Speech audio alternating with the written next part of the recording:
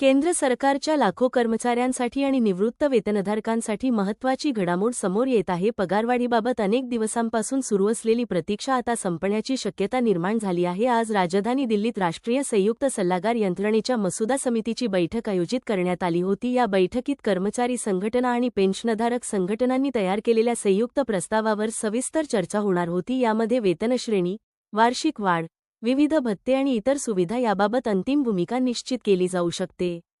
त्यामुळे या बैठकीत काय निर्णय झाले याकडे सर्वांचेच लक्ष लागले आहे. सरकारकडून मिळालेल्या माहितीनुसार 8वा वेतन आयोग वेळेत स्थापन करण्यात आला असून त्याला शिफारसी सादर करण्यासाठी 18 महिन्यांचा कालावधी देण्यात आला आहे.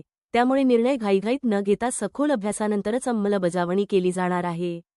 मात्र आजच्या बैठकीनंतर पगारवाढीच्या दिशेने स्पष्ट संकेत मिळण्याची शक्यता आहे. यापूर्वी मार्च 12 रोजी झालेल्या बैठकीत प्राथमिक स्तरावर चर्चा करण्यात आली होती. त्यावेळी विविध मुद्द्यांवर मते मांडण्यात आली होती. आता त्या सर्व सूचनांचे एकत्रीकरण करून अंतिम प्रस्ताव तयार केला जाणार आहे, जो पुढे वेतन आयोगाकडे सादर केला जाईल.